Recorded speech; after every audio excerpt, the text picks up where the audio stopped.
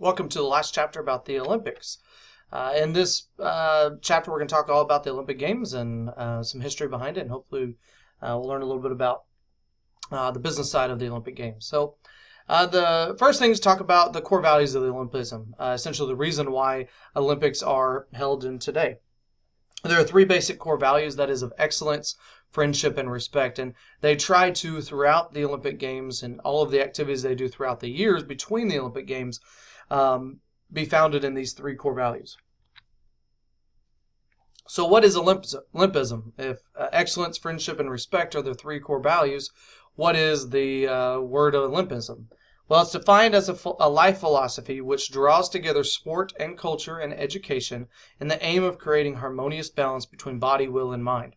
Essentially, the goal, according to the IOC, is to build a better world through sports. And so the IOC, which is stands for the International Olympic Committee, has formed basically 6 different core principles that are based on these three values. The principles are sport for all, which essentially means inclusion, including everybody, regardless of ability, regardless of gender, regardless of race, or anything else, that everybody should have the equal right to sport and physical activity, as well as other elements of life.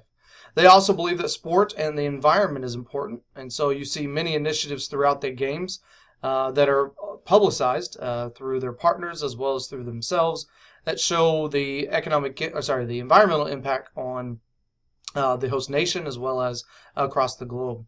They also believe that sport is a good avenue for education and show the importance of education as well as women's rights and the access to women's sports and other elements of society. The development of countries as well as communities through sport and development of people as well. And then finally, peace through sport. And so going back to the Olympic truce, which we talked about in another chapter. But each of these are rooted in those three core values of excellence, friendship, and respect. That is of Olympism. So I've used the term the Olympic family throughout the semester as an example of some of the things the IOC does. The Olympic family is defined by the IOC as organizations that are recognized by the IOC that assist in the governance and the promotion of the Olympic Games sports around the world. And during the Olympic Games themselves. And so the Olympic family makes up of a lot of different groups. The first one is the IF, or the International Federations, also known as the International Sport Federations. International Sport Federations are those groups, organizations that govern a sport-specific activity. So there is an International Federation for Archery, and an International Federation for American Football, and an International Federation for Swimming. And all of the events that are held under the umbrella of that federation are then, those rules and the regulations of gameplay are then implemented during the Olympic Games. And so during the Olympic Games, the IOC works with the individual international sport federations to host the games. And so a lot of people think, okay, well, during a basketball game, the IOC or the Olympics is the ones that are governing the games. It's actually not true. The International Federation for Basketball is actually the ones, FIBA, which is actually the ones that are organizing the gameplay during the games. The National Olympic Committees, or the NOCs, are those that are specific to a nation. And so every nation has the right, every nation that is part of the Olympic Games has the right to have a National Olympic Committee. Sometimes National Olympic Committees are combining different countries. You sometimes see during opening ceremonies different countries that are walking under the same flag. These are typically less developed or smaller countries that compete together. But National Olympic Committees, for example, in the United States, is the USOC, the United States Olympic Committee.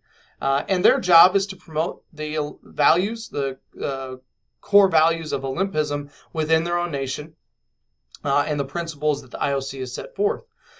They're also there to encourage sport participation in all aspects of the games.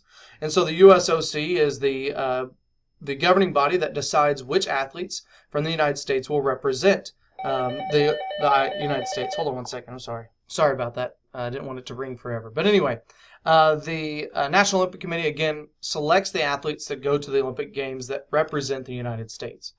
The National Olympic Committees also are there if the country wants to bid to host the Olympic Games. And so every year the USOC typically puts one name forward of a city in the United States. It's not every Games, but for the most part to try to host the Olympic Games. Each NOC then puts that bid forward to the IOC, and the IOC then, through their process of bidding, decides which countries will host and which cities. Another member of the Olympic family is the Organizing Committee for the Olympic Games, or the OCOG. I mentioned this in another chapter about the OCOGs. They are the committee that is formed the moment that a city is selected. And actually, before the city is selected for the Olympic Games, they're the ones that are there to put the bid together and then host the Games, and they disband after the Games have ended. Other national associations or sport clubs can also be a part, considered the Olympic family, because they're trying to promote the sport and the principles, core values of Olympism. Sports officials, as well as coaches and administrators, could also be considered part of the Olympic family, and the athletes themselves.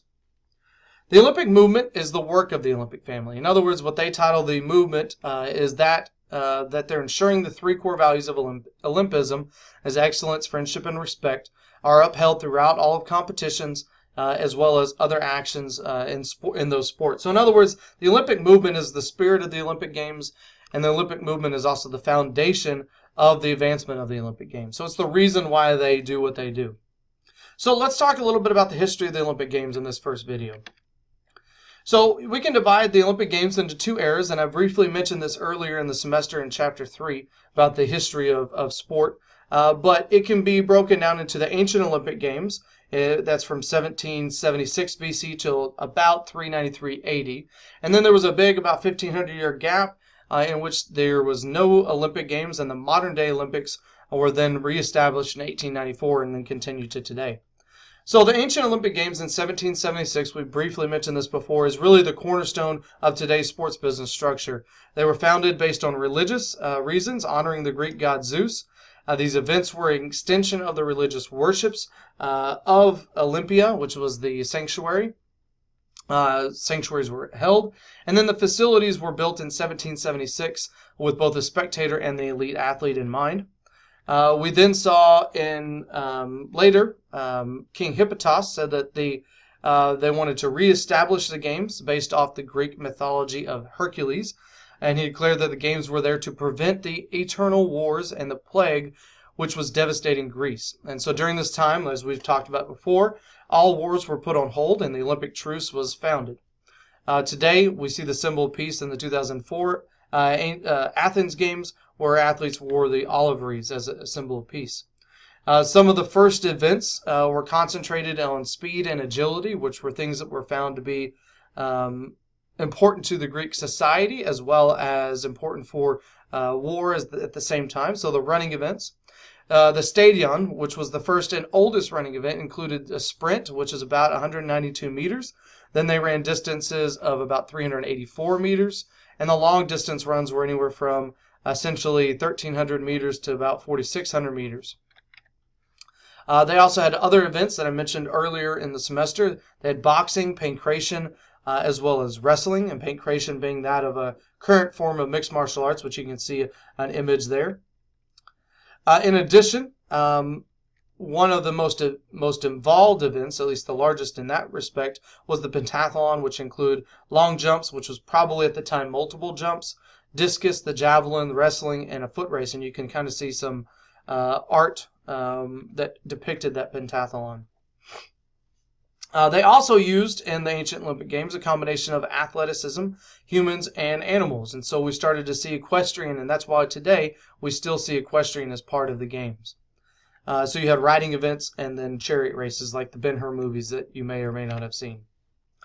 So what happened? Well, obviously we had about a 1,500-year gap. If you remember, the reason for that was because the Emperor Thaddeus, who was a Christian at the time, came in and basically said he wanted to get rid of all of the pagan activities, and that included the Olympic Games, and therefore was ended in 393 AD, or about then. About 1,500 years later, was a man named, was a Frenchman named Baron Pierre de Coubertin, and in 1894, In June, he established the modern-day Olympic Games, with the first Olympiad starting in 1896. Was the opening of the Olympic Games. At that point, there were over 14 nations involved, with 241 athletes, and that consisted of 46 events across 10 different sports. Compare that to one of the more recent Olympic Games that was in London in 2012. They had 36 sports represented, and only 6 of those 36 were events that were held in the ancient Olympic Games.